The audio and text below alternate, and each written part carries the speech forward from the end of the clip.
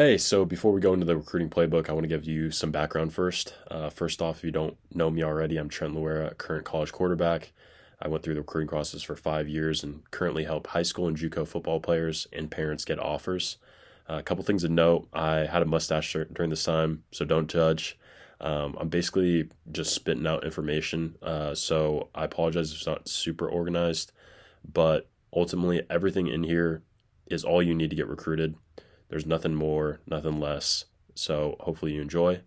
But if you do want personalized help, please reach out to me at my Twitter, which is at TrentLuera14.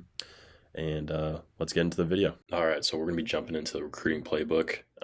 Basically, this is a little bit of the intro, as well as kind of telling you what we're going to be covering and just some important stuff to keep in mind before we get into all the amazing stuff that I've learned over my past couple of years. I mean, shoot, I've been in the recruiting process since basically my sophomore year of high school up till about 2 months ago. So it's been, I'd say, about 5 years, maybe getting close to six, that I went through the recruiting process.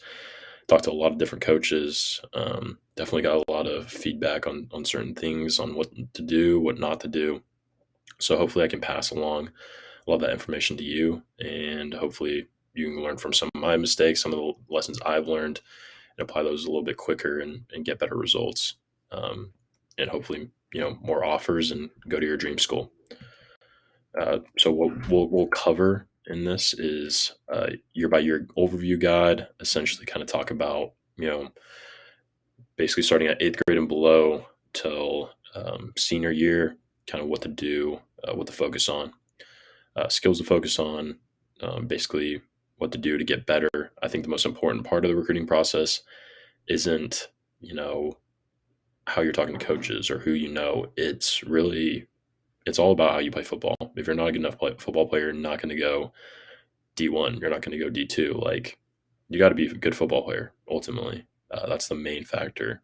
Obviously, getting more eyes on you helps, but it won't be the deciding factor. It's based on how good you are as a player.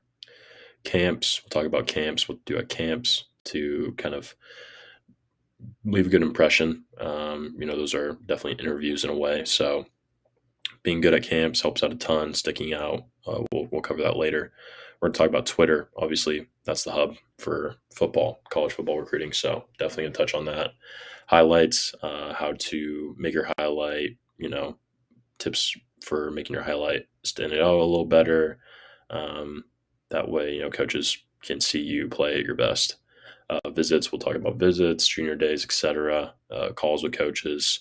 I know those can be pretty stressful at times, and sometimes you just don't know how to talk. So it can be a little tricky navigating those. Luckily, I've had a good amount of calls with coaches and can kind of teach you some of the things that I do to make those at least somewhat memorable. Post high school decision, how you're going to make your decision ultimately. I think a lot of people worry about getting so many offers, and then it comes time to make a decision, and they don't know what to do, and it's tough. It's a tough decision. They always talk about, oh, it's not a 4-year decision; it's a 40-year decision. Hopefully, I can give you some of my things that I did to make my decision to move at my JUCO, and then also to go to the school I'm currently at. And both times when I did, I felt really comfortable with it. So hopefully you can feel the same way and not feel that stress that I feel like a lot of athletes feel when they make that commitment decision, and then sometimes regret as well.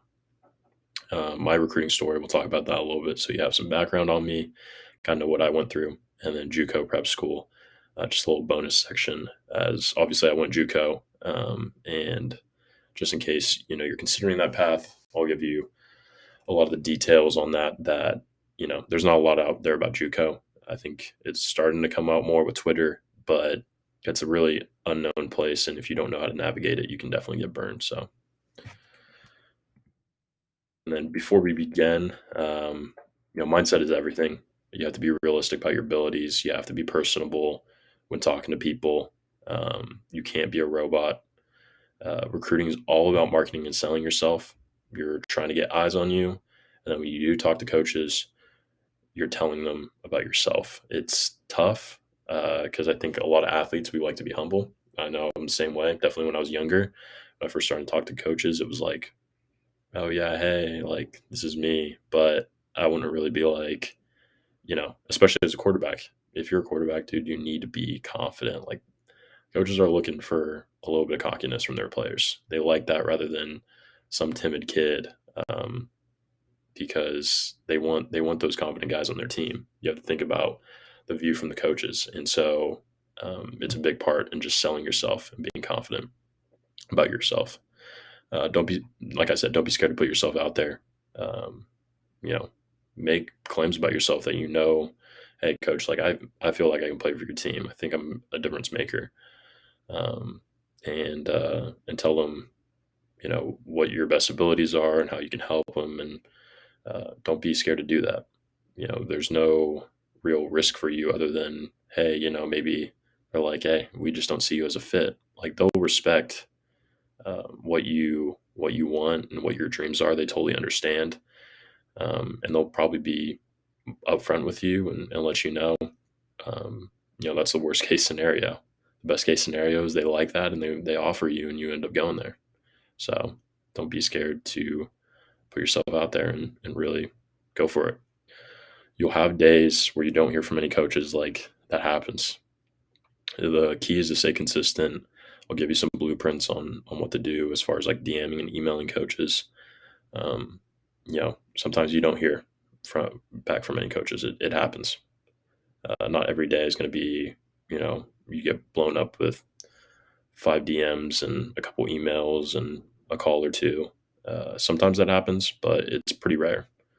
And this kind of goes with things will not go as always to plan. And that is the norm. Like, I have not heard I don't think I've heard any recruiting stories where they're like, oh, yeah, like right away, man, I got an offer from, this school and it was just perfect, man. And we just fit with each other. And the next, I was there and it's just been perfect ever since. Dude, I know the stuff that I've gone through and the stuff that other guys have gone through. Um, we'll talk about my recruiting story, but I've talked to D1 coaches, I've talked to D2 coaches, and I'm like, oh yeah, that'd be a great fit for me. I think that's awesome. They're into me, and then boom, don't hear from them again, or um, I don't know, it just doesn't work out, on the field, and so they just didn't recruit me anymore. So the thing is, it's not going to always go to plan. Don't get your eyes stuck on just because some coach responded to you. Don't get your heart stuck on there. You can obviously start planning like, hey, okay, I can see myself fitting there. Let's check out a couple things. But do not get your heart stuck on something and get heartbroken because you can, and that's crushing. So just realize, nothing's for sure until it's in writing. And even when it's in writing, sometimes it's not for sure. So just recognize that. And then all it takes is one offer, one phone call, one DM, just one random day out of the middle of nowhere. I've heard some crazy stories about guys just getting one random phone call. Next thing you know, they're going to a Power 5 school. So don't get discouraged. Don't get down. Stay consistent. Keep grinding. If you're doing the right things, you'll land somewhere, and it'll be a good fit for you. In the end, it all works out the way it's supposed to. Just keep that in mind. Just another tip is don't put all your self worth in the recruiting or football in general. You're more than a football player. I know you care a lot about football, especially if you've signed up for Football Foundry and you're watching this course, and you want to be successful in football. I understand that. I was the same way, and I still am the same way. But the key is you're also a student. You're also, a son to someone. You're, whatever other hobbies you have or aspirations you have, you're also all of that. So don't be stuck on, I'm a football player. If I don't go D1, then who am I? What time did I put into this? What are people going to think about me? Don't worry about it. Like I said, it'll all work out the way it's supposed to. And if you don't go D1, it's not the end of the world. And we'll talk about JUCO, we'll talk about prep schools, we'll talk about other levels, but don't worry about what's going to happen if you don't go D1 and don't worry about the results of recruiting. It's really more about the journey, and you'll learn a lot from it. And most people don't get recruited because they're scared to go the extra mile. I feel like for me in high school, that was kind of the reason why I didn't get recruited as much, is because I was too scared to go that extra mile to, you know, put myself out there, like I said it earlier. So, like I said, there's really, as long as you're being professional about it, there's no real risk in asking the questions you want answers to, or selling yourself to another coach. Um, you're really putting yourself at a better position than most people do. So keep that in mind. But that pretty much wraps, all this intro stuff. Super excited to get you into here. Hopefully you can learn a lot from this and apply it and go get yourself some offers. See you next one.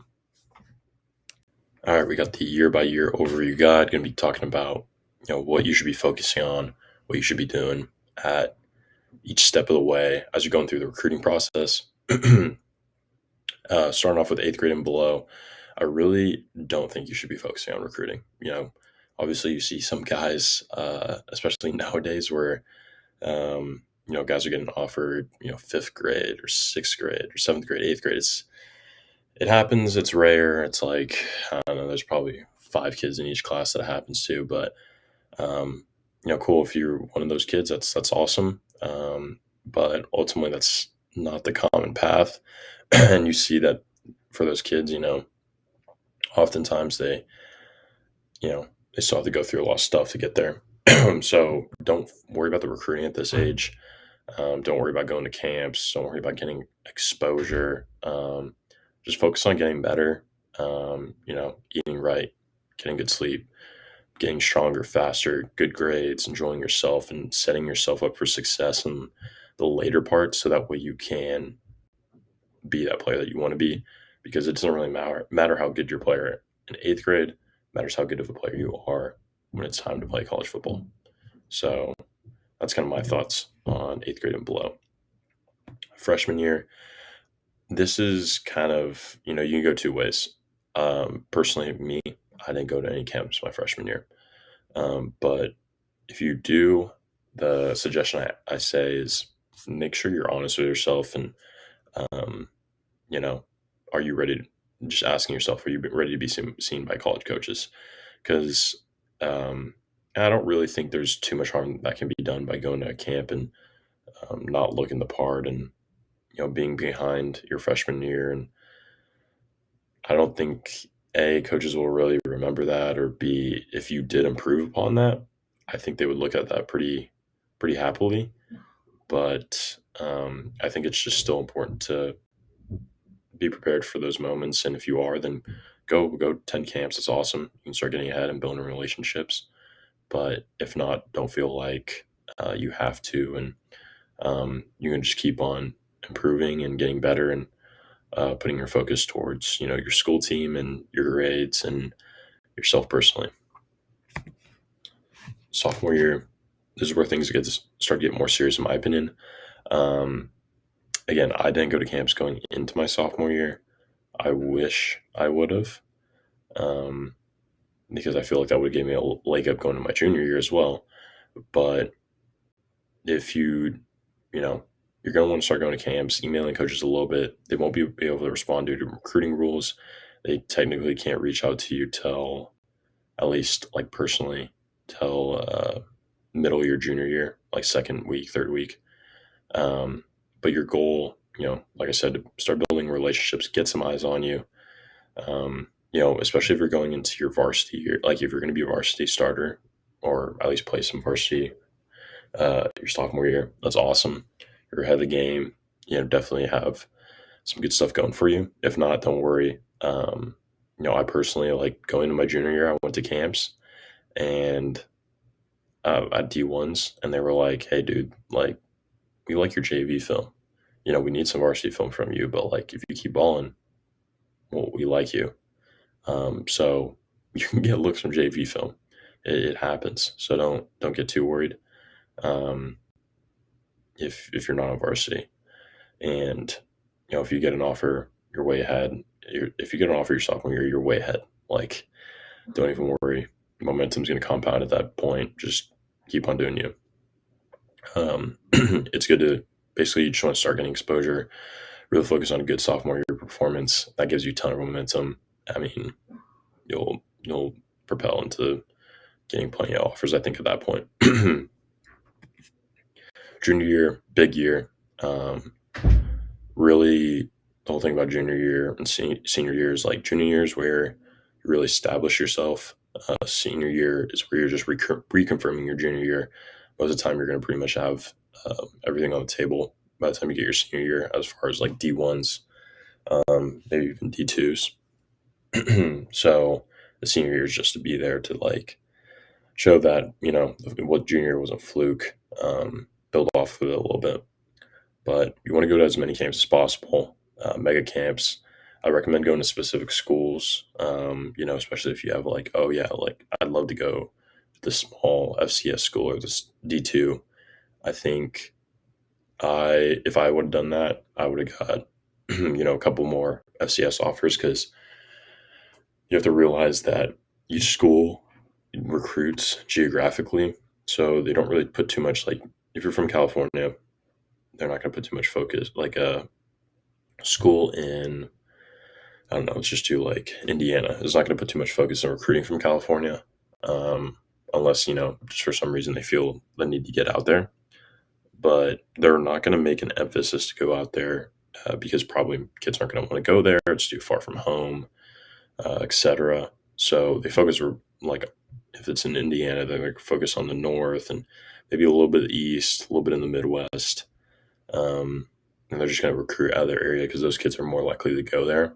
And there's talent there too, so it's not like they can't get the players that they need. But if you go to a camp, you're showing like, hey, dude, like I'll fly out here. I'm serious, and if you do well, I'm sure they'd be more than happy to keep on talking with you. And you, as long as you play well on the field and get some good film, I'm sure they'd offer you at that point.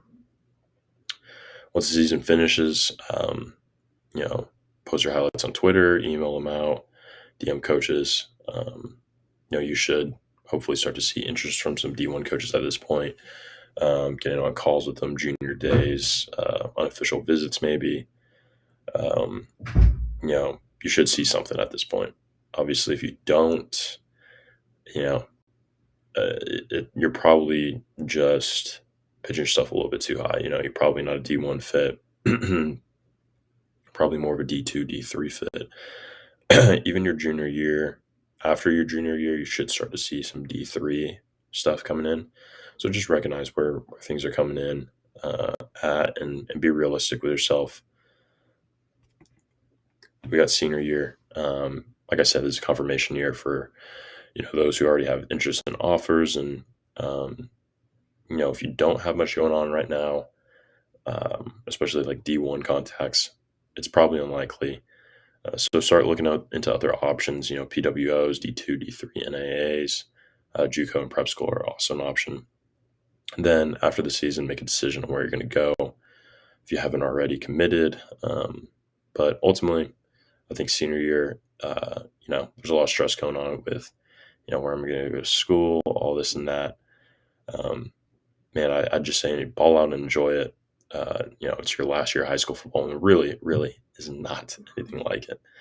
I think that's one thing I'm really glad that I did during my senior years. I recognized that, it was something special. It was a really cool opportunity to go out there and play with some of the friends I've been playing with for a while now.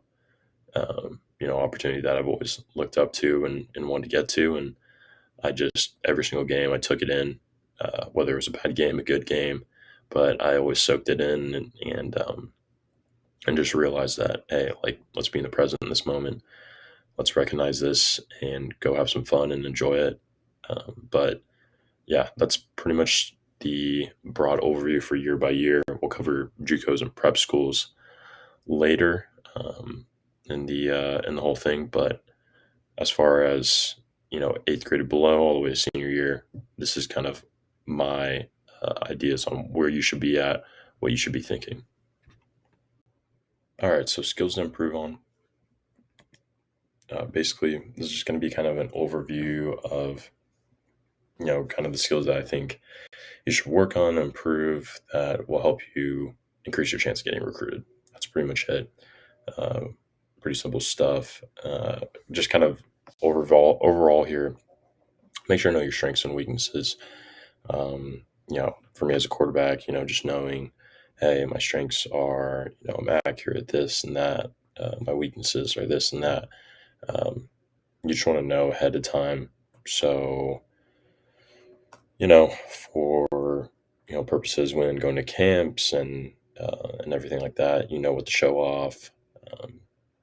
Because you obviously want to flex your strengths and try to minimize your weaknesses. On top of that, it helps when you're trying to improve.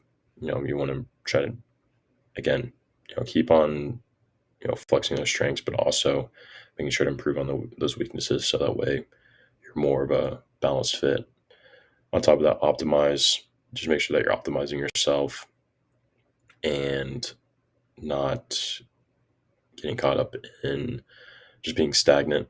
On top of that, just put athleticism over anything. That's one of my big tips. Is we're not bodybuilders, we're not weightlifters, we're football players. So make sure that you're focusing heavy on movements that correlate with football, and your goal shouldn't be to lift big or run fast. It should be to be athletic. That'll help you more than anything else. So first skill improve on. This is kind of in order of what I think is best. But on-field skills, it's film over measurables 100%. If you can ball on the field, it doesn't really matter what your 40 time looks like, what's your weight, what your bench press looks like. It'll impress people way more if you have good on-field skills than with speed and strength numbers. And you have to play football, not run track or weightlift. Speed is my next one. 40 time, it's a good number to have, helps out a lot. It'll make you stick out a little bit more. But it's not everything. And definitely, if your alignment, not as important, but if your skill position, definitely put some time into. Strength is my last one. It helps. It isn't everything. It's definitely a big focus for a line, D line, linebackers, and it's helpful if you're another position. It's just it can translate to explosion of the field, but out benching your opponent, out squatting your opponent, out cleaning your opponent is going to help you win on the field. So definitely get in the weight room. I'm not saying don't get in the weight room, but put a lot of focus into making sure that you're a good player, not a good lifter or not a good runner. So that's kind of my priority. I think that's how you should kind of think about it, is like, hey, I'm going to go really put in a lot of work in the field. Obviously put your time in the weight room and doing speed workouts, but just make sure that you're putting ahead your on-field abilities over anything else. All right, so getting into camps. Camps are a great resource to get yourself out there. I think, highlight films are great. DMing coaches are great. It works, obviously, but nothing beats getting to see someone in person, getting to talk to coaches in person, getting to work with them personally. I think that helps out a ton. So this is some of the stuff that I've learned while going to camps. I've been to plenty of camps, all kinds of different camps. So, you're getting kind of my knowledge on some camp stuff and what I did to kind of help myself out. So starting off with what camps to go to, do not feel like you have to go to non-college sponsored camps. And this is obviously the big name ones are like Rivals Opening, and that's pretty much the two big ones. But outside of that, I mean, obviously there's like the under the radar ones, and there's other stuff like that too. And they all say the Opening and the Rivals one, I'll tell you what, like they're legit. They're open about it, and at the end of the day, it is exposure. If you do well at one of those camps, I guess it does help you media wise. Now, under the radar and other camps like that, in my opinion, not worth it. I've been to some of the camps like those, and they just usually were not worth the time. I mean, I guess it was some good, competition, but other than that, it really wasn't, a college recruiting thing that is going to help you get recruited. So just have realistic expectations when going into those. Local college camps are always good to go to. Anything in the area just to get your name out there, start building relationships. Camps where you have strong interest from the coaches. I'm not saying any school that you talk to you should go to their camp, but recognizing when a college has a serious interest into you, they don't seem like they're going to pull the trigger on the offer yet, but that they're inviting you to their camp, and you can see that, okay, well, I think if I go to that camp, I do pretty well. I'll have a good chance of getting an offer. And like I said earlier in the year by year guide, smaller schools you really want to go to. FCS schools, D2 schools, where they have camps at their school, probably don't get that many kids there, at least good players. Go out there, you'll probably stand out. At the very least, you'll build a relationship with the staff. Not saying you'll get an offer at the camp, but that could parlay into an offer. So that's a good tip right there. Pre-camp, first off, I'd say a couple days before, email DM every coach that may be attending that will be there and are looking to work with them. So, for example, there's the big camps. I know the Sacramento State one's really big. For example, for me, like I went to the San Jose State JUCO camp. Before the camp, they had one of those graphics where it showed like, hey, the school's attending, the school's attending. So I went on Twitter.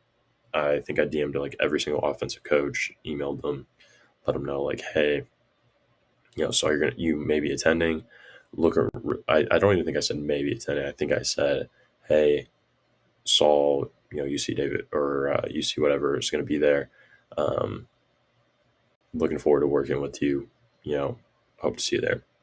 And got a couple of replies. Actually, one of them, it was a quarterback coach at an FCS program, and he was like, hey man, we're actually not going to be there. I don't know why we're on the graphic, but we'll love to see you at our camp. And I went there, started building a relationship with that staff. So you never know what can kind of happen. So, I think it's good to just kind of, it's good to get your name out there early. They're going to have at least some kind of eye on you. Now you kind of have a relationship with them somewhat. And it's just a good way to get ready for the camp, at least recruiting wise.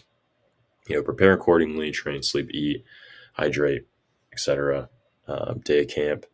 Wear tennis shoes. Too many guys wear slides. Tennis shoe. The reason why I wear tennis shoes is for height. And obviously they're going to record your height without your tennis shoes, but when you're walking around in tennis shoes, you look taller, you look better. You just stand out a little bit more. Also, slides just kind of look sloppy. So tennis shoes, I think, is a good tip. Make sure to eat a lot, especially if you want to weigh better, weigh higher. And then talk to as many coaches as possible beforehand. I remember I went to the Stanford camp, and the coaches kind of walk past you as like to the field. It's just like the only entrance to the practice field. And I saw a couple coaches that I had been talking to before the camp. And so I was like, hey, coach, hey, Trent Lewis. Like, I thought that was it helped me out a ton, at least building a relationship with those coaches. And that helped me out a lot. So that's a tip. I mean, most of the time at camps, you can't really talk to the coaches beforehand. So don't, go out of your way to do so. But if you can, if the opportunity presents itself, definitely do it. And wear something to stand out from the rest. I've seen all kind of different stuff. Me personally, I usually wore like some kind of special socks. They weren't super flashy like neon green, but they were a little bit different. At least they could kind of recognize me. Some kind of special socks or a shirt or, undersleeve, something to make you stand out. That way you're not just some, generic guy out there that looks like everybody else. During the camp, be coachable, talk as much as possible, get as many reps as possible, perform, ball out. Pretty simple stuff there. Just enjoy it. Go do what you've done, the entire time while playing football. Post camp, usually it wraps up, whoever's running it talks a little bit, and then they just say like, all right, that's it. Usually the coaches are going to stand there. Go talk to as many coaches as possible. As many as possible. I do not care who it is. Obviously go focus on, because some coaches will leave pretty early. Some might leave like right away. Um, but go talk to as many as possible. Like, go hit the ones that you really care about first. Introduce yourself. Hey, I'm Trent Luera. I go to Close North High School. 2020 grad. Really interested in blah blah university. It was great working with you today. Like, just be personable, be human. When you're talking to them, they'll probably ask you a few questions. Maybe I always try to bring up some kind of pedigree. So like, I knew a couple guys on different teams, so I'd always bring like, oh yeah, like, I, you know, blah blah blah is on your team. Really good guy. Grew up with him. Uh, been paying attention to him. It's awesome that he's over at your program. That kind of gives them like, oh, this association is a powerful thing. When you're associated with someone that they respect highly or that is on their team and doing well, they instantly put you a step above just because you're somewhat associated with them. So obviously, if you don't know the person, don't say anything really about them. But if you have a friend, or maybe that coach played with someone that or whatever the case might be, just bring it up. It's not really like you're flexing, but you're just elevating yourself a little bit because of the association with that. After the camp, day or two, email or DM every coach you met. Let them know it was great meeting with them, and that you look forward to building a relationship with them. Hopefully, you'll be able to exchange contact info and keep on building that relationship forward in the recruiting process, and translate that into some offers, some visits, some more stuff. So that's pretty much it as far as camps. Really, as we kind of said in the before we begin section, put yourself out there. This is the hardest part, is after a camp, going up to coaches and talking to them and not being nervous. I've been, I've always tried to push myself in those situations because it was a dream of mine to play, college football. And I think that helped me out a lot. I mean, I've gotten to have a lot of cool conversations with coaches, and that are playing. Shoot, one of them that I talked to, not at a camp but at a visit, is coaching the national championship last year. So it's pretty cool to get to interact with these awesome coaches that are out there. Don't be too nervous when going into the situation. Most of the time, you're just introducing yourself, so that way they have a name to a face, and a face to a name, and get to know you a little bit. So that way, if your name pops up again, they at least can kind of remember, oh, hey, that's that one kid. Like, wonder what he's up to. So that's pretty much it. That's all I got. See you next one. So going on to highlights now. We're just going to be kind of talking about how to make your highlights, some tips and tricks to kind of help them stick out. And then also what position, based on your position, what you should include in your highlights, which I pretty much took inspiration from Coach J.R. Sandlin. All of his stuff that he put out about like, hey, this position include all this stuff. So we'll go over that after these tips and tricks. So start off, make sure to include a title page to start off, full name, graduation year, contact info, position. You can even include a picture if you want. Really up to you. Obviously, if you don't, gets you quicker to your highlights. If you do, if you get a good, action shot picture, it looks good. Adds a little personality to the highlight. Kind of like what I talked about earlier. It's a trailer, not a movie. You want to put your best plays first. Like, your best play should be your first play, without a question. Because you want them to watch that first play and go, oh my gosh, I need to watch the rest of this stuff. And ultimately, they're probably gonna watch, because you got to realize, like, coaches are watching. I don't even know the number, but they're watching a lot of highlights if they're choosing to watch them that day.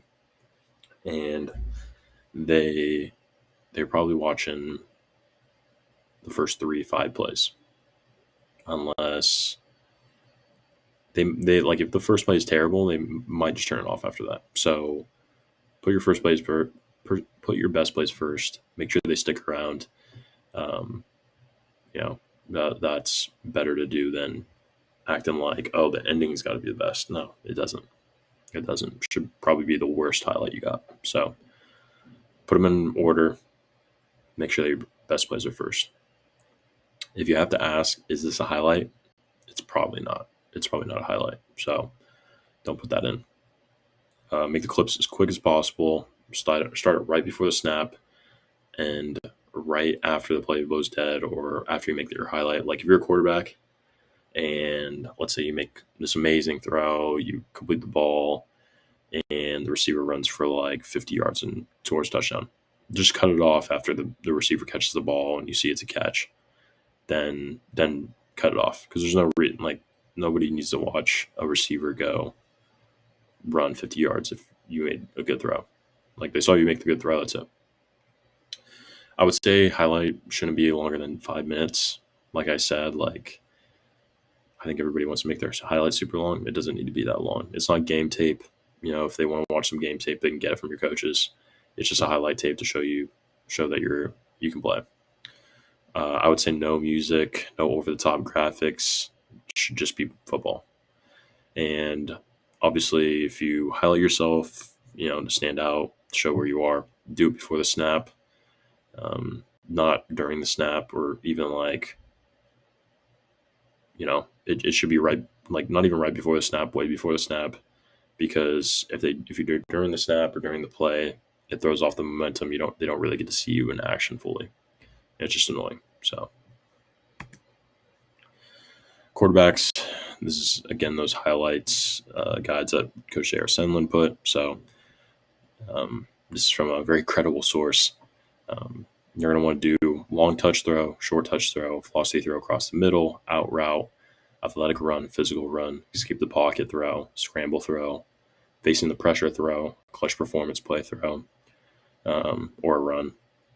You want to be able to show you can make all the throws and have the ability to extend and make plays. That's basically what you're trying to say in your highlight film.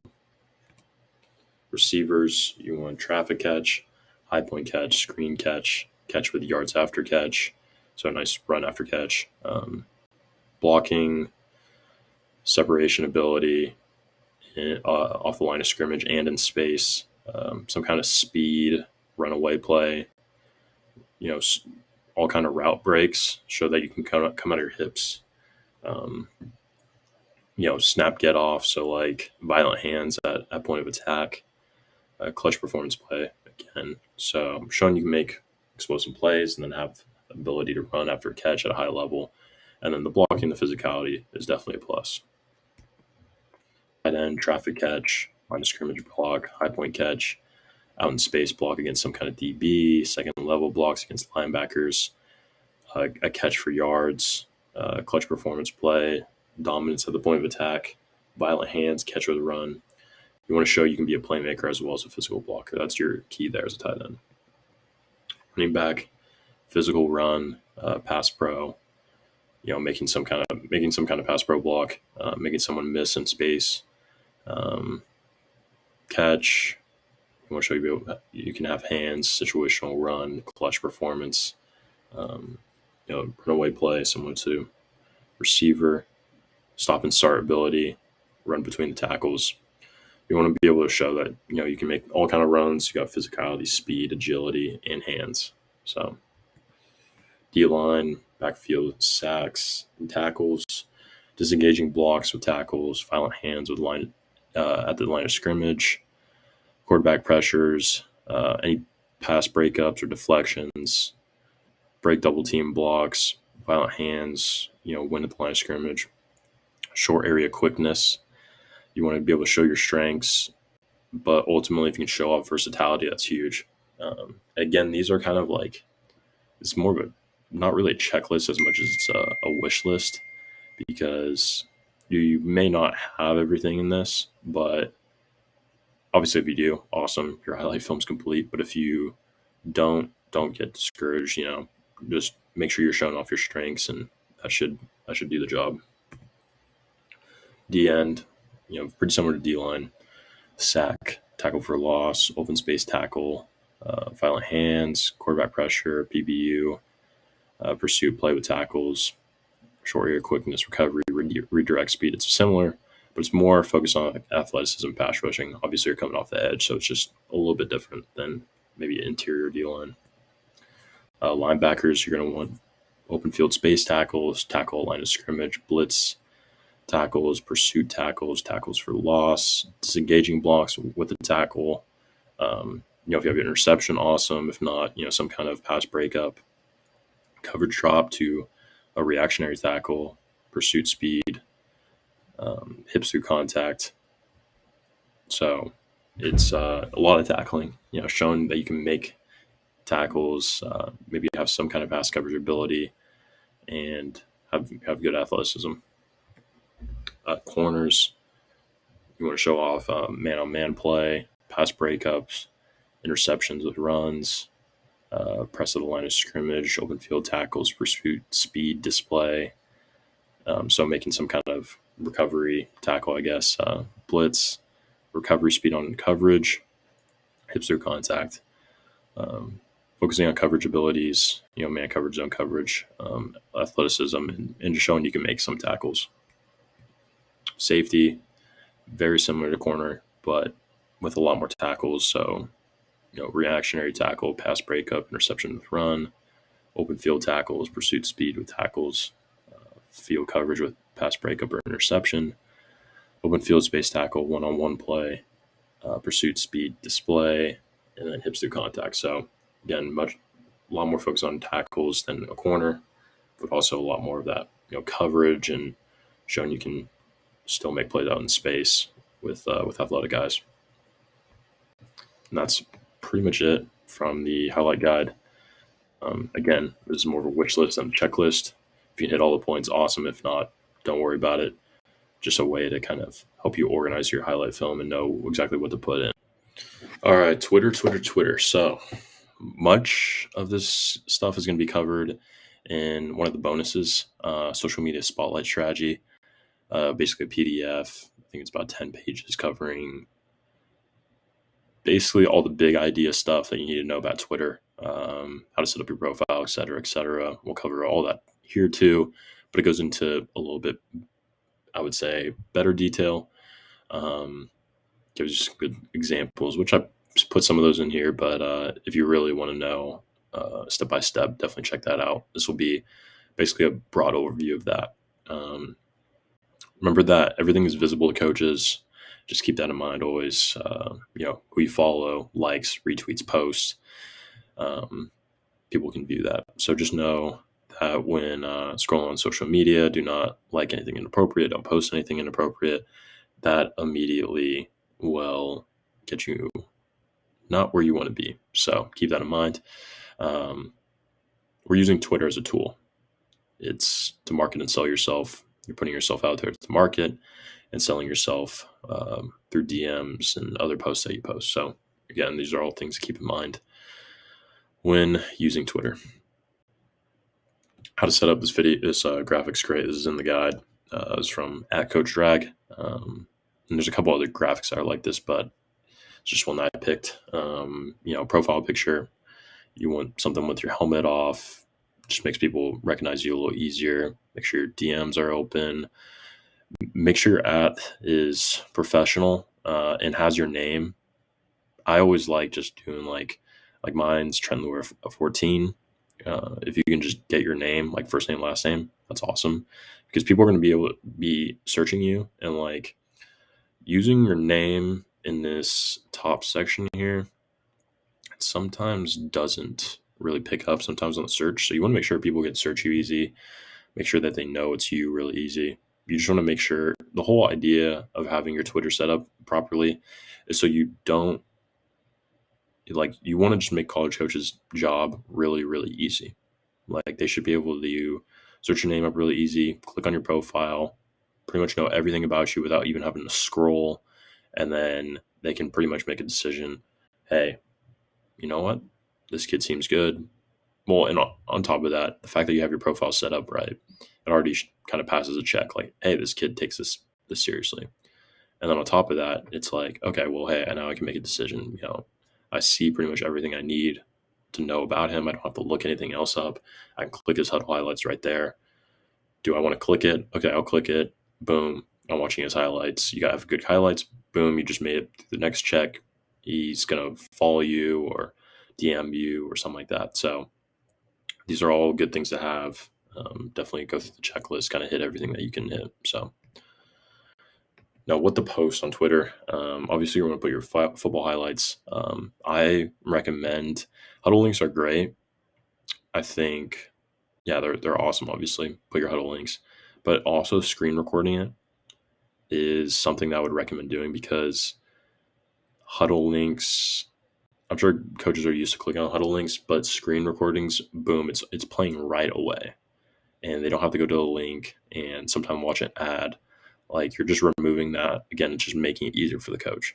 Your pin tweet should be most recent highlights. You can put off-season workouts, big max lifts, good grades and test scores, SATs, ACTs, visits that you went to, camp invites. I'd hesitate a little bit on those. I mean, I put it down here because you can if you want to.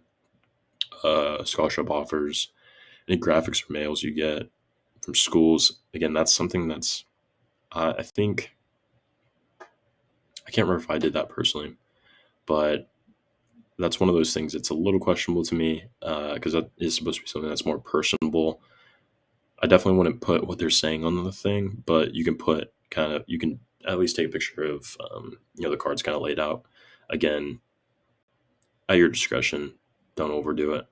Off-field volunteering, family activities, retweeting teammates' highlights, definitely got to do that. Just to help your teammates out, and then also just shows that you're a good teammate. And my guideline, the framework, the question in mind that you should have when posting things, if you think that someone seeing your post wouldn't be impressed by it, don't post it. You're trying to show your best side. Like everything that goes up in your Twitter should be, I don't want to say 1%. It's probably a little too small of a sample size, but at least like top 5% of you.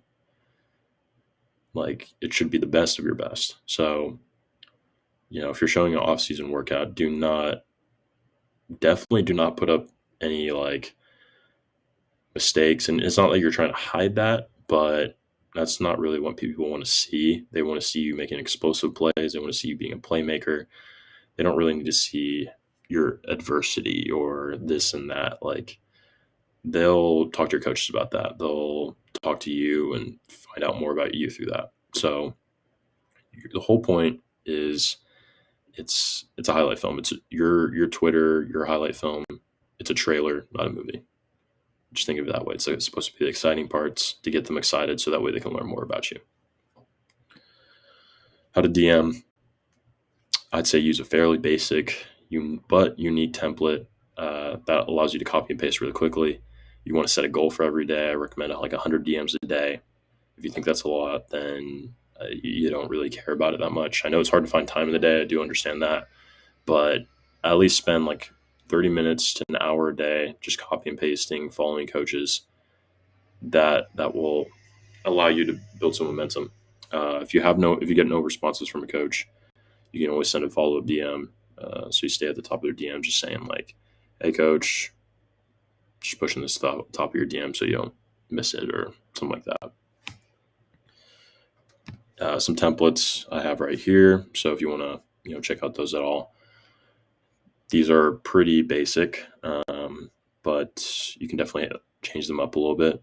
Definitely make sure to put your highlight link in there. You can attach your transcripts if you want. I think that takes a little bit too much time, so I never did personally, but it's kind of a overview for what to put. And then basically after that initial response, let's say they respond to your first DM, they may ask you some questions, obviously answer them if they ask you some questions. If not, they may say like, hey, thanks, definitely look forward to building a relationship with you or something like that. Ask them some questions like, hey, awesome, appreciate the response, coach. Like, how are things going at, blah, blah university, or what was your evaluation of my film? Or, what would be the next step to move forward in the recruiting process? Just asking that is going to push you forward, and you want to, obviously you don't want to annoy the coach, but you also, want to figure out what they think of you, get to that decision point quicker of like, hey, am I actually on your board, or are you kind of just bringing me along?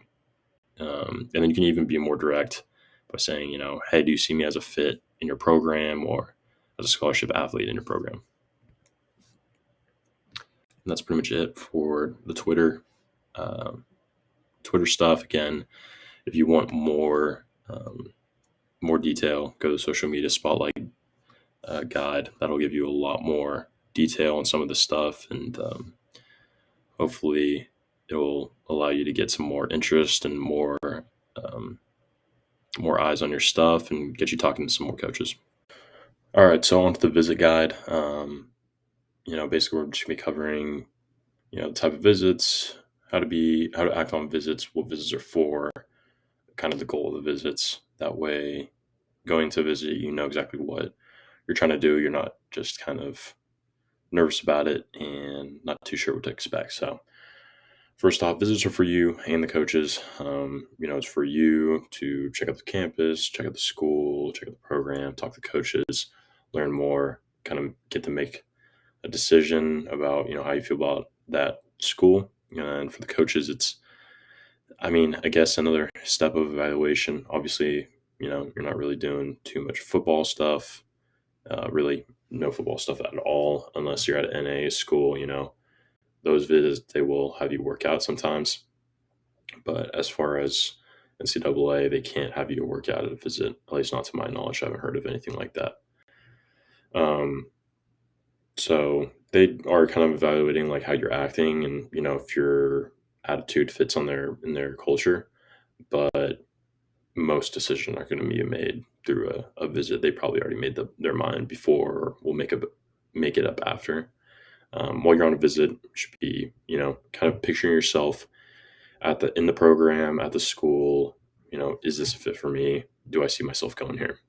You want to be filling out the coaches, talking it up with them, asking them questions. If you're not really having a good conversation on a visit with coaches, then it's probably not a good fit, to be honest. Don't force it if that you're not really feeling it there. And again, to my knowledge, they'll usually have some, obviously if you're on an official visit for a weekend or something like that, definitely will probably be staying with some guy, and you have to meet some of the guys on the team. And then also other recruits, talk to other recruits, get to know them. Those are your potential teammates. Anybody you can talk to is always good, and you'll get some kind of idea about the program a little bit more, and that's always good to get to know. Again, as I said in the camp stuff, wear shoes, not slides. You probably want to be a little bit more professional. I'm not saying you have to wear like a suit and tie, but even a polo, like you don't even have to wear polo, but just there's guys out there who wear like slides, pajama pants. Like, don't be that guy. At least wear like, if you want to wear your shoes and joggers, it's fine, with a hoodie. Don't look like you just got up out of bed. Look like you put yourself together a little bit. Be personable and be yourself. Don't, again, going back to that kind of idea, like put yourself out there, be personable, just, be yourself, because you do want to kind of get an honest opinion on what how you mix with the coaches and everything. And then lastly, enjoy the visit, man. There's really, you only get to go through the recruiting process so much that, for me, I think I've only had 2, 3, I've had a couple, I've had like 4 or 5 maybe visits, unofficial and official visits. And they're always a blast. Like, always enjoy those moments. It's something you only get to go through really once, and maybe a little longer than once if you go JUCO or prep school. And it's a blast, man. You're talking about people that care about your football ability so much that they want you to be there and put it on kind of some kind of experience for you. So enjoy that and really relish that moment. Now we're kind of getting into the type of visits. So basically, I broke it down into 2: junior day / unofficials to official visits. Now these junior days, unofficial visits, like junior days are usually paired with some kind of game. for some kind of practice. Like a lot of junior days are paired with the spring game, and they're for juniors. I believe they're for juniors going to be seniors most of the time. I think I went to I'm trying to remember the junior day because I've only gone to one junior day. I can't remember. I might have been a sophomore going to be a junior that year. Um, but it's really just an opportunity to get to talk to the coaches. They'll probably have you weigh in and get height so that way they can put you in their recruiting database. Um, you're building a relationship with coaches. I recommend you talk to as many coaches as possible, as usual. Head coach, if you're a defense player, defensive coordinator, if you're offense player, offense coordinator, position coach, recruiting coordinator, and then usually each school, especially if you're at their junior day, they'll have some kind of point of contact for that area. So, I don't know, however they break it up, certain states, certain areas of state. So just make sure you're getting with all those coaches. Usually the area coach will be your point of contact. If you're heavily recruited, then it's going to be the position coach or that coordinator or the head coach. Um, but yeah, just let them know. Same thing as a camp, like your name, school, grade, position. You're excited to be there. Appreciate the invite, everything like that. And then just build a relationship. Most of the time, they'll probably give you the next steps, like, "Hey, man, um, here's my contact info. Shoot me your film. Midway through the season. Blah blah blah, stuff like that." That'll probably be how most conversations go. Um, so just being kind of aware of that. They'll probably say, come out to the camp in the summer or something like that too. So that's how most of the conversations go, but they might say something differently for you too. So just be aware of that. And, the key is building a relationship and just getting your name out there. So that way, once you do get some film, you can push it out to them and they recognize you. Official visits, those are kind of towards the end of the recruiting cycle. Probably, junior year, going into your senior year. That's when most official visits are going to be. Maybe during your senior season or like early. Yeah, I mean, most of them are going to be junior year going into your senior year, like that summer or that spring or, somewhere around there. If you're invited to one of them, there's serious interest. Most of the time, like, I think for all the official visits I've been on, they were all smaller schools, but they already offered me, and usually I already got a breakdown of cost for that. So they should have like serious interest in you. For D1s, I'm really not too sure. I imagine it's pretty similar most of the time. Yeah, from what I've heard from D1 guys, most of the time you'll probably already have an offer or idea that they'll offer you. And if they don't, then they're probably just offering you a PW or something like that. Um, Time for you, and then again, it's time for you to feel out the coaches, see yourself seriously playing there. It's gonna be a little longer of a visit. Like unofficials and junior days are 1 day things. Official visits usually are like a weekend thing, so they're a little lengthier. Talk to the guys on team, ask as many questions as possible. Like I said, should get officially offered if not already. You'll probably get some presentation of the offer, like estimation of the offer with a breakdown of the offer and everything like that. And that'll be presented to you at some point during the visit, especially if you're D1 FBS, then that won't happen because they only offer full rides. But FCS and below, that'll probably happen because usually they're going to probably not give you a full scholarship. Obviously, you can get a full scholarship, but it's just a little bit more rare. So obviously that's an important point of the visit to see what your out of pocket cost is going to be. Just keep in mind, like, they'll usually include like estimated financial aid, like a loan too, maybe, to kind of make it look like the out of pocket cost is lower. So know if, like, hey, I'm taking out a loan or if I'm not taking out a loan, so that way you can kind of keep an eye on that. and don't get pressured into committing on the spot. I've I think most of the time they'll kind of understand if you need some time. I haven't encountered too many situations where they're like, "Oh, we need you to commit now," or they even ask for my commitment. Most of the time they're like, "Yeah, hey, take your time, but hey, here's the kind of the timetable." So I recommend, like, personally, do not commit on the spot. I think you should at least take some time away because sometimes you can get caught up in the hype a little bit, and then you may end up regretting that decision later.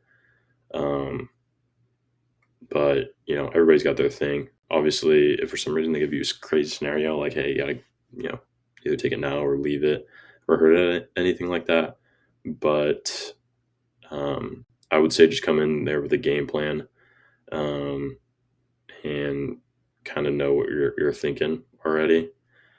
Um, for example, like with my school, I told them, they obviously offered me beforehand. We were talking, we were wrapping up the visit. They're like, "Hey, just kind of ask me some questions." I told them like, "Yeah, I'm like, pretty much there. Like, I like the program a lot." Kind of told them my whole thing. Just want to kind of wait a couple days, make a decision. All like this is the day that I'm planning on making a decision by that. By then, I'll keep you guys updated. And so, just communication's the key with all of that. So, as far as visits, that's pretty much all I've got. Again, it's really not a big evaluation period. We're not trying to get offered. It's more building relationships, figuring out if that school's a good fit for you. So use it wisely, and it's a good tool to have. Going on calls now, we just wrapped up visits. Going on the calls, obviously you're usually going to have a call before you have a visit, but it's just a little different. Quick tips, kind of when going over a call, be yourself. Talk to them like you would a best friend's parent. That's kind of like the closest I could get to similarity of how to talk to them, because it's just a little bit different. I wouldn't say it's a friend because obviously you want that mix of professionalism, and also by rapport building I mean like being friendly, joking around, stuff like that, because they're looking at you to be a part of the program. Obviously they want you to have a personality and be a cool person to be around, which is part of the recruiting process. But it's also, they want to make sure that you're serious about things and you're not just some slacker or something like that. So that's a couple tips, for when you're hopping on a call with a coach. Types of calls. So I kind of broke them up in like three types of calls. I'm sure you kind of get niche in different situations, but this is just kind of what I thought of, what I've experienced at least. Intro call, this is if they're hopping on a call with you, they're pretty serious about you, and they want to know more about you at least a little bit. Um, and part of it is, especially that first call, they're going to pitch you heavy on their program. They want you, while they may want to try and convince you, and also they're evaluating you at the same time. You may ask like, well, why are they pitching me if they're not even sure if they're going to offer me? It's because they want you to buy in before they offer you, so that way they can pretty much get that locked. Same thing that they do in businesses. Like they're going to have an intro call. They're going to ask you a couple questions, kind of kind of get you figured out a little bit, so that way they can make a decision on like, oh, okay, well, this person just isn't the right fit right away, or they can move you further along in the interview process. But then at the end, they're going to pitch you heavy on their company, so that way you're like, oh yeah, heck yeah, I want to work at this company. I hope I get taken to the next spot. It's the same thing with college recruiting. They're going to pitch you heavy on their program, so that way you're like, I hope they offer me. And then they offer you, and then they're thinking that you're going to take the offer. Yeah, so they're going to talk about your program, ask you a few questions, and you're going to want to ask them a lot of questions. It lets them know that you're serious about the program. Plus, you get a lot of good info there. So definitely recommend that. We'll go over some questions to ask later. Follow-up call, I call this anything between the intro and the offer.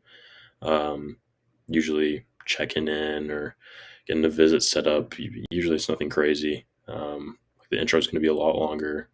and the offer call will be a lot longer. Offer call, sometimes, especially the smaller schools, I've had my first call usually be an offer call, and I've had random schools where, yeah, the first call was an offer call. Um, but sometimes, it's not till later. Maybe you hop on a couple calls and then eventually they offer you. So just being, you may or may not know ahead of time. Not that it's like a big deal, but they're gonna offer you, or they may ask you a couple questions beforehand, but pretty much before they hop on the call, they know. So obviously that's a special time. So always um, you know kind of enjoy those moments. But I think that's what we all have always dreamed of since we're young. So when that happens, definitely enjoy it and don't freak out too hard because you do still have to talk to them.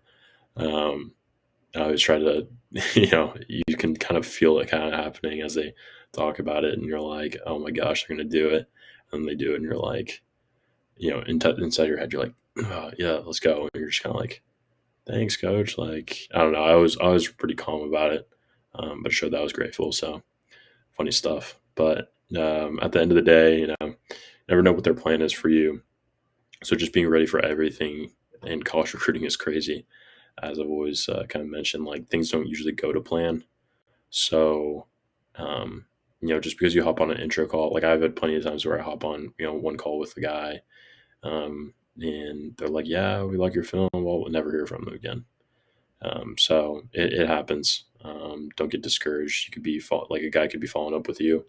I had a school this last year, a D2, and they're the first school to really seem interested in me, and they were like, "Yeah, we like you a lot, this and that," and we're following up with you like on a weekly basis, texting. Never heard from them again. Like eventually, they just for some reason skipped out on me. So stuff happens. It's expected. Just expect that. It's the norm. The norm isn't for things to go uh, planned. So just be ready for that. Common questions from coaches, just things to be aware of so that way you're ready for this is like, I haven't gotten these first two too much, but I do know coaches ask them. So just be ready for them because they're probably I wouldn't say the toughest questions, but the weakness one can be a little weird. So like, what's your biggest strength? What's your biggest weakness? Area improvement. Um, you want to be, I would say, be realistic about it. Like, what is your biggest strength? Don't tell them, you know, oh, I'm strong in all areas. Like, what is your biggest strength? Like me personally, I'd always say, um, my mental game, football IQ, like preparation. I'm really good in just recognizing the game and knowing where to go to the ball, decision making, stuff like that was always stuff like I said. And with weakness, I always said like, my ability to move in the pocket. I'm not that fast. Not that I'm slow either, but that's just something that I could definitely improve on a little bit. Is being able to move around in the pocket, make plays with my feet, and you want honest weakness, not you can't definitely do not say I have no weaknesses. I can guarantee you that hey, if you're a heck of a player, then maybe you won't. But if you say that, you'll probably get crossed off. So be aware of that. Also, do not say something that you don't want. Something that is, I think a lot of people think the best answer to that question is something that's like also kind of a strength. So like, oh, my biggest weakness is I work too hard, and so I'm just always pushing myself too hard, and that could be a weakness for me. That's not a weakness. You just said that you're a hard worker. It's really a strength, and you worded it like a weakness to make yourself seem better.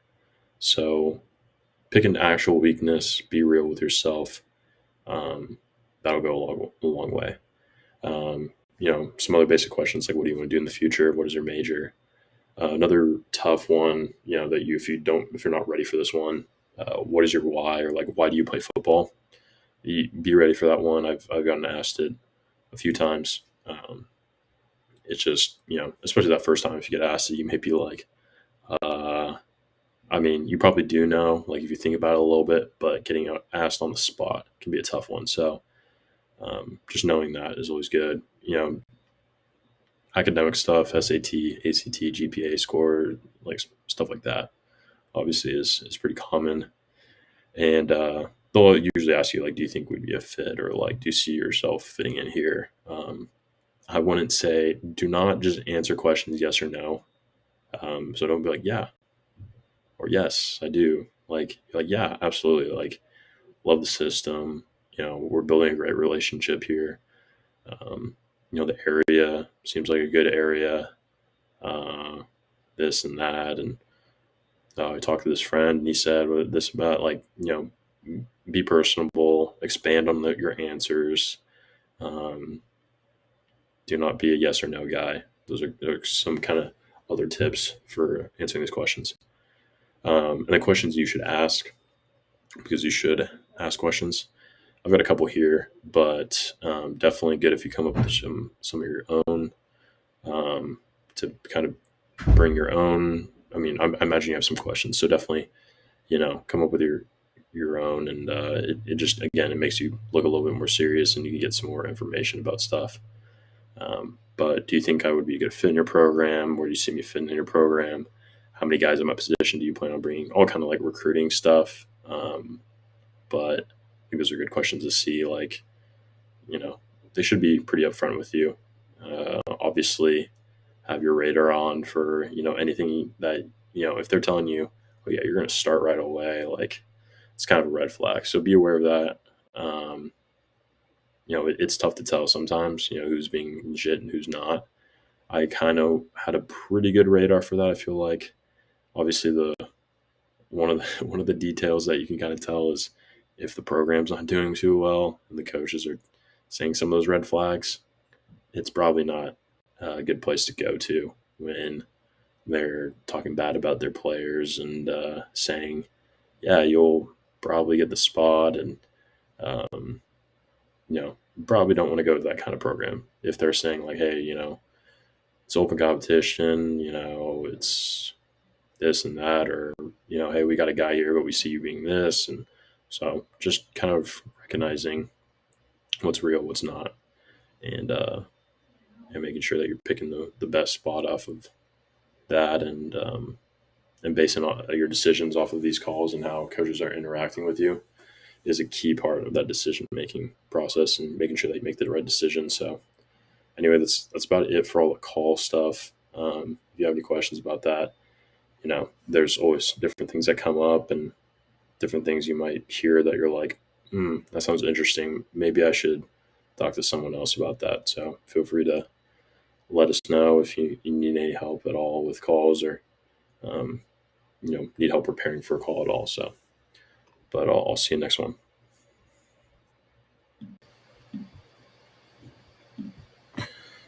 All right, on to my favorite part of the decision making process. So it's only one slide, but could probably go on for about this for a while. It's something that I feel like I've done a pretty good job at so far, kind of going off of that last part where, picking up on the red flags, making sure that you're going to the right place for the right reasons. Um, I feel like I've done a pretty good job of that so far, making sure not to get caught up in anything. Um, and with my JUCO, and same with this new school that I'm at right now. So just kind of going through these. There's no wrong decision. There's no perfect decision. Just immediately erase that from your head.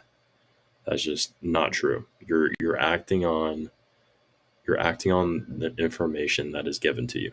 You do not know what's going to happen tomorrow. You don't know what's going to happen in 2 days. You don't know what's going to happen in 6 months, a year from now, 2 years, 4 years, 5 years, 10 years, 20 years. You only know what's happened so far up to this point, and you're acting on that information alone.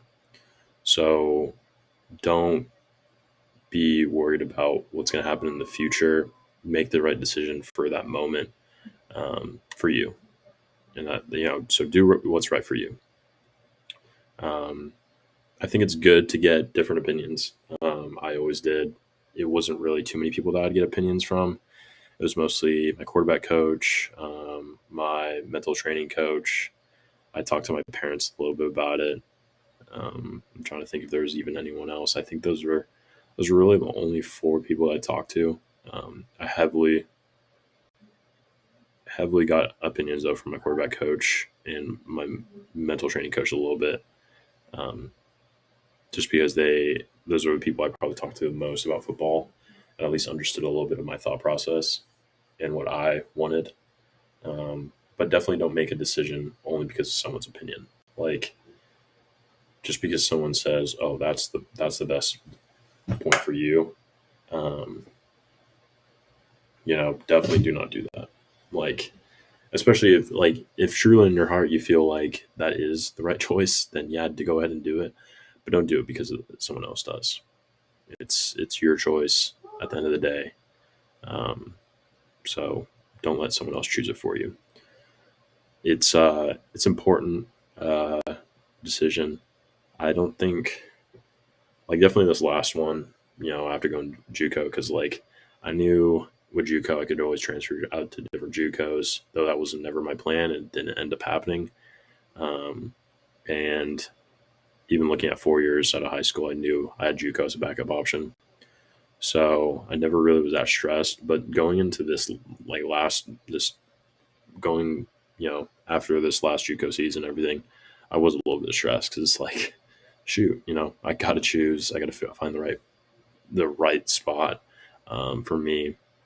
But just remember, sun will rise tomorrow regardless. Like, it's not the end of the world if you quote unquote make a bad choice. Like, and again, there's no wrong decisions. There's no perfect decision. Like, it's really up to you, and you do have a lot of time to make that decision. So take your time with that. Weigh out the pros and cons. I think that's a big one, really good one to do. Just, you don't even have to write it down. Just doing it in your head, like, hey, I got a better chance to play here, but they have this minus here. Just kind of looking at it, and then also with those pros and cons, ranking what's most important to you, and grade each school based on those things. Like, you know, hey, and you could do it on a letter grade system. You could do it on a 1 through 10 system. Like, you could just rank them based on like whatever you want to do, whatever helps you organize your thoughts. Um, for me, I'm more of a logical, analytical person. So I'm heavily into, breaking things down on a spreadsheet or writing things down, looking at it from a more like paper type view rather than like, I still do have that feel. And that's how I do make some of those decisions.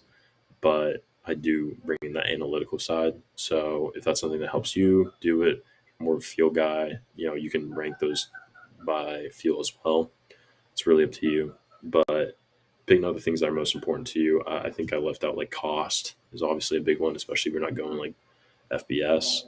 So yeah, just being aware of those things and making sure that you're making the best decision based on where the schools are ranked on those, I think will help you out a ton. And then lastly, don't feel in a rush to make a decision. It is a big decision. I'm not going to say it's not a big decision, but you know, um, just take your time with it. It's your choice at the end of the day. Get some opinions, weigh out those options, rank them, sit with a little bit, like sleep on it a couple times, take your time. And I think for me, like what I kind of always tried to do was when the offers were coming in, when all the information was coming in. Because the thing is, like, you'll have days where, you get like two offers and then, a couple weeks go by or a couple days go by, then you get another, then another, stuff like that. My thing was I always kind of just kept a running tally in my head, like, okay, so I got this school in this school. I like that school. They're probably like my number one choice right now. Like, okay, this school, no, not even a chance.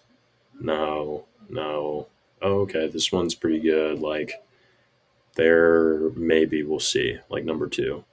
I just kind of always kept a running tally. So as time kind of went on, I basically got closer to locking in that number one.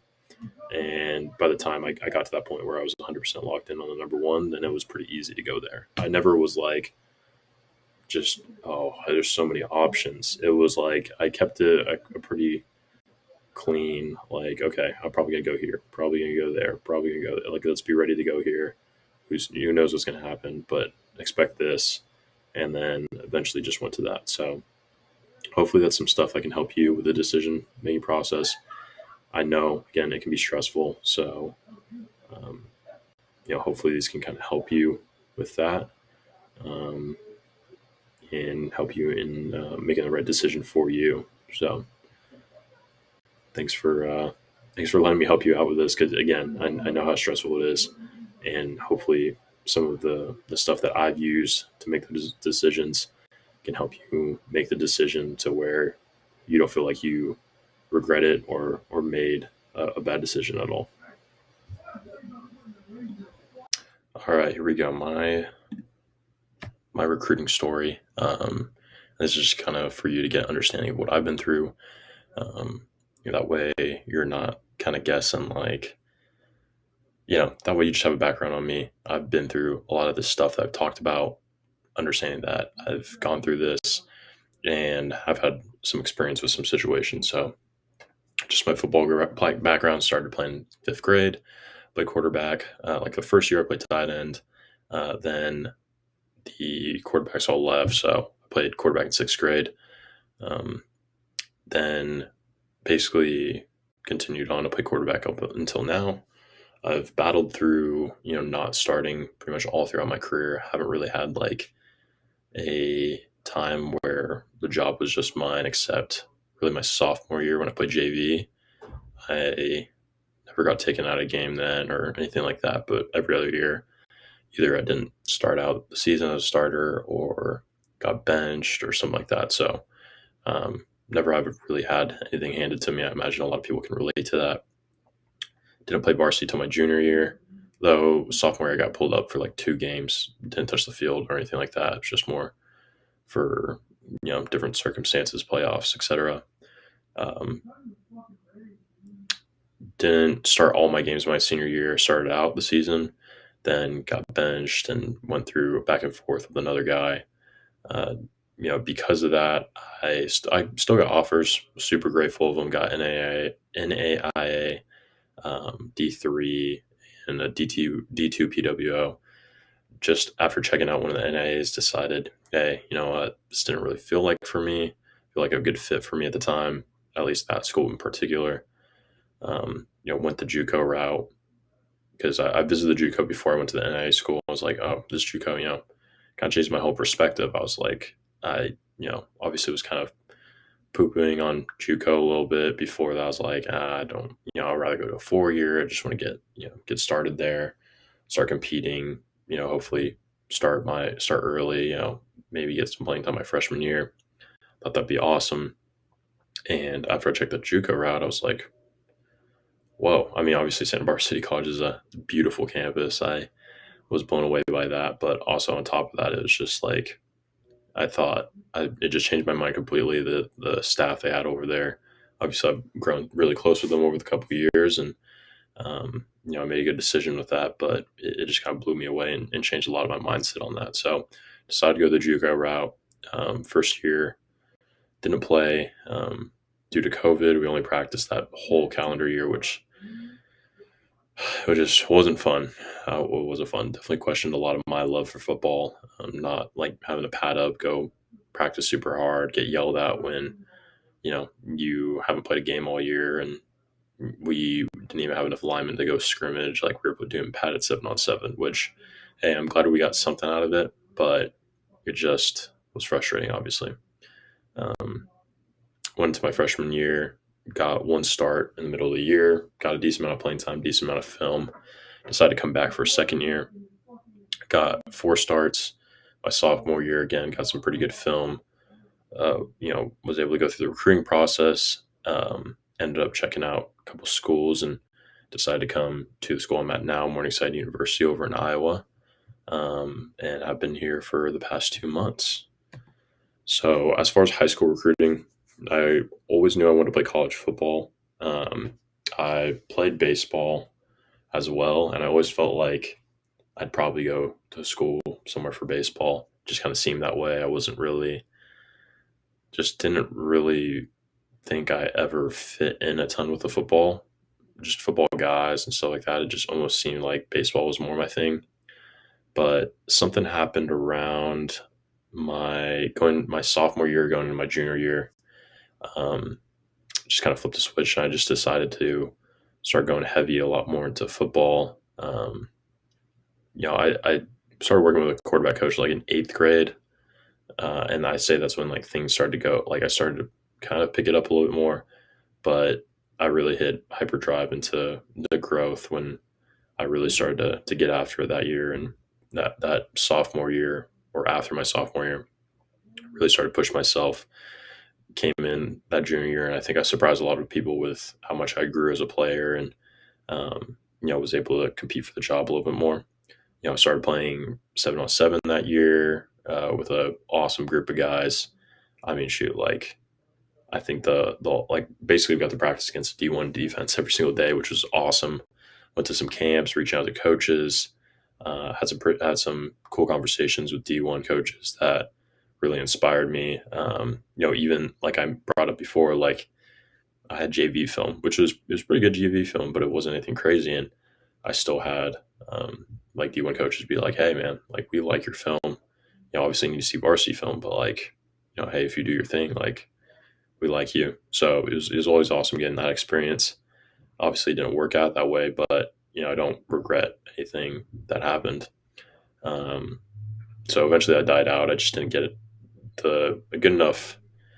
I wouldn't even say my film was bad. It just wasn't good enough, and I didn't get enough of it. And I didn't, if you're a high school guy and you didn't start, 2 years in a row, unless you had an amazing senior year, which I did not have, it's just you're just not going to go D1. You're just not going to get that kind of interest. So, um, had Ivy League interest, D3, going to my senior year. Um, the Ivy Leagues, just because of the whole situation with them, like I wasn't going to get scholarships with that. Just going to be a lot of out of pocket money. Didn't feel like it was worth it. Ended up getting D3 and D2 PW offers. Visited one NA school, as I mentioned, in a JUCO. Felt better with the JUCO, and so I went there. JUCO recruiting. So throughout my whole time at JUCO, always had NAs reaching out, and they were asking if I was available, what my plan was. Um, and these were, I don't want to talk bad about any programs, but in my mind, there were a little lower level NA programs. Um, just kind of seeing if they could maybe add some guys to their roster and get better. But always was kind of like, I want to stick it out. I want to, finish off my year here, etc.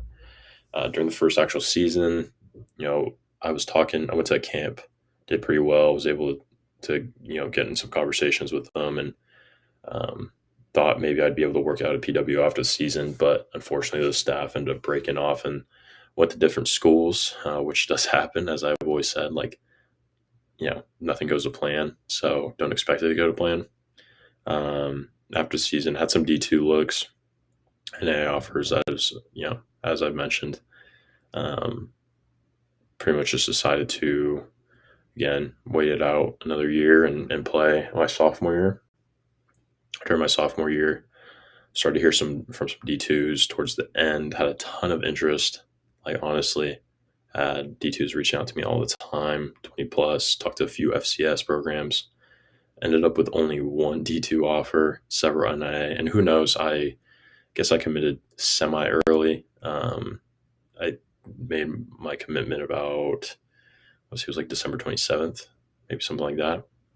And just, I felt like the school I'm at, Morningside, was a great fit, and it still is. And I'm super happy with the decision, because I think that for me, it just was a perfect opportunity. Like it just has everything I wanted, as far as culture, coaching staff, academics, the school's been awesome. Just everybody that I've met. So compared to maybe if I went to a D2 program, um, it would have been a lot different situation. The coaching staff might not care about me as much. The guys are, might be a little bit more selfish and stuff like that. And, um, the thing I think that's tough with recruiting and especially JUCO recruiting, because it's so quick, especially after your sophomore year. Um, it's, it can be, it feels stressful to like, you never know when the offer is going to disappear because sometimes if you're not honest, you go back to an offer and they're like, yeah, that's not here anymore. So you feel like you have to jump on every situation, and sometimes like waiting could be a bad thing. So it's definitely was a little bit stressful with that, but um, visited Morningside, felt like it was a good fit, and waited a few days and took the offer. So that was pretty much my whole recruiting process. It definitely was a journey. But like I said, I hope that me sharing this can kind of give you some background on me. And if you have any questions about anything that I've went through, definitely shoot them my way. Be more than happy to answer. All right, the last little section here, JUCO and prep school. I added this on because obviously I went JUCO. I know some JUCO guys are in the community, and just want to make sure that I'm kind of covering some ends here and giving you guys a broad overview of what JUCO and prep schools are like, what to do when you're in them, et cetera, et cetera. So um, basically, this is kind of helping understand the JUCOs and prep schools and what schools are looking for out of those, and just some general stuff. So kind of get a leg up over those other guys and everything like that. But whatever reason, if you aren't happy with your options, you have a high school. You have the option to go JUCO or prep school, get another shot at the recruiting process. That's kind of the way I word it because I think it's pretty true. It's not, it in a way, a lot of times when we're at JUCO, we call it high school 2.0 because it does have some similarities to high school. Obviously, the competition is a little bit better. It's just a different vibe, but you're still getting recruited. There's there's a lot of similarities to high school in some ways, riding buses everywhere and stuff like that. So the difference between the two is JUCO, it's a 2-year school. You're working towards an AA, starts clock. Once you're in full enrollment, you can gray shirt the first semester. I imagine a lot of JUCOs will talk to you about that. Just something to know you can do, which is like you under enroll. I think it's under 9 units, and basically doesn't start your clock. So like, let's say you come in that first semester, you gray shirt, then you fully enroll that second semester, then you play that next semester, and that next semester is your freshman year, and you've just gotten a full year of development under your belt, and you also have your red shirt available too. So you could technically gray shirt then red shirt if you wanted to. I mean, my thought has always been save your red shirt for your college, but based on your situation, you may want to. As far as prep schools, the thing is, I didn't play at a prep school, so I don't want to talk too in depth on it because I don't really have full understanding like some guys. But from my understanding, you can earn college credits. It's not a 2-year, doesn't start your clock. It's kind of similar. It's basically, yeah, I mean, it doesn't start your clock because it's not just for whatever reason, you're not earning. It's almost like you're doing a gray shirt year and then you're playing while you're doing it. So it's pretty nice. I mean, hypothetically, you could go prep school and then, hey, maybe you go to prep school, you don't get too much going there. You still have full eligibility and go JUCO. So something to be aware of there. I think, just depending on your scenario, what you think is best for you. So going to prep schools, yeah, like I said, I don't know too much about prep schools. Can't give you a full breakdown of that. But I know there's a couple good ones. I know like the ASA ones are usually pretty solid. But just be careful. I know I've heard of some people who have gone to prep schools and they're not happy, and some people who've gone to prep schools and have been happy with what's been going on. So just be aware. It's definitely not as organized as what I've heard. It's just it's a little bit looser. It's just different. So definitely be careful into what you're walking into, and like really break down that situation, and don't set expectations too high. JUCO, you know, these are kind of some things that you just want to like know when you go into JUCO. Don't expect to be a one semester and done. I did personally. Obviously, I mean, I did not go do that, but also with COVID, I mean, that just pretty much smashed it right away anyway, so I couldn't.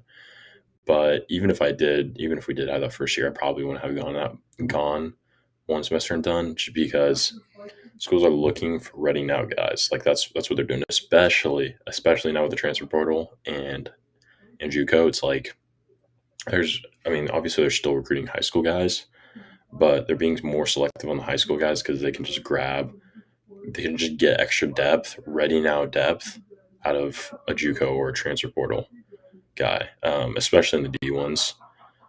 So just be aware of that.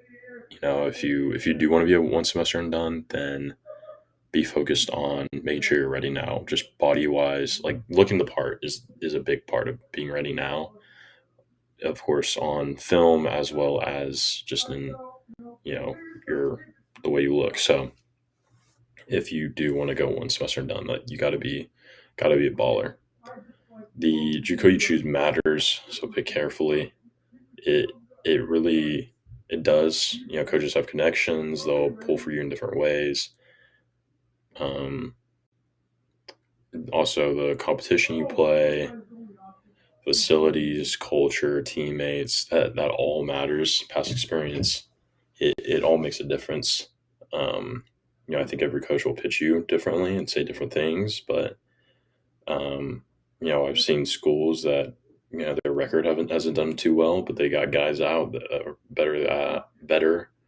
They got more guys out at better schools um, than a JUCO that did better in their own conference. So I wouldn't say record of like how the team does matters as much as you think it does, but yeah, just definitely be. I think the big things is like obviously you want to play, so you know don't sacrifice anything for playing ability. If you don't think you can play at a top JUCO, then go somewhere you can play, or at least have the opportunity to play at. Um, but also like coaching staff plays in a factor, um, and stuff like that. So just definitely make sure you're picking the right JUCO. There's definitely same with prep schools. There's definitely some bad JUCO programs out there. You definitely don't want to get caught in one of those. There's a lot of talent in JUCOs. It's talent heavy. There's reasons that those guys are there, but that doesn't mean there's a lack of talent. So don't expect to start right away necessarily. Um, I think it just goes back to walking into the right situation. So if the spot's wide open, then yeah, I mean, hey, who knows? Maybe you'll get the opportunity.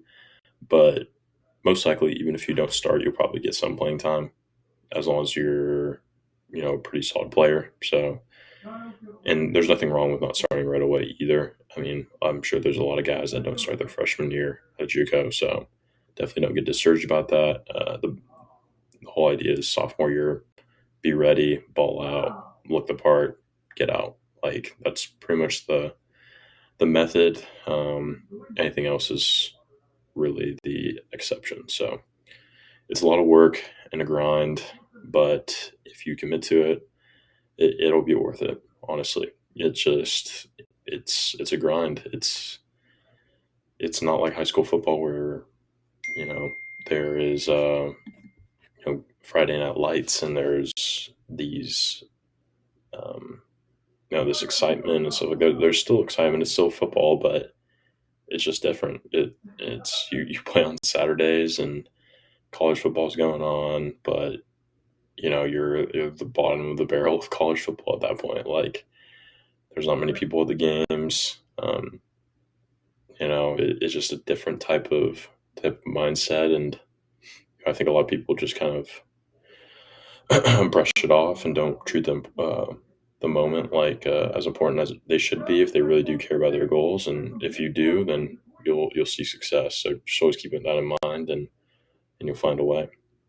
So if you got any questions about JUCO or even prep schools, feel free to ask me. I'll be more than happy to answer. And hope you've enjoyed this playbook and kind of learning about the recruiting process, some of the things that I've taken away from it. If you have any questions about anything, feel free to shoot them away.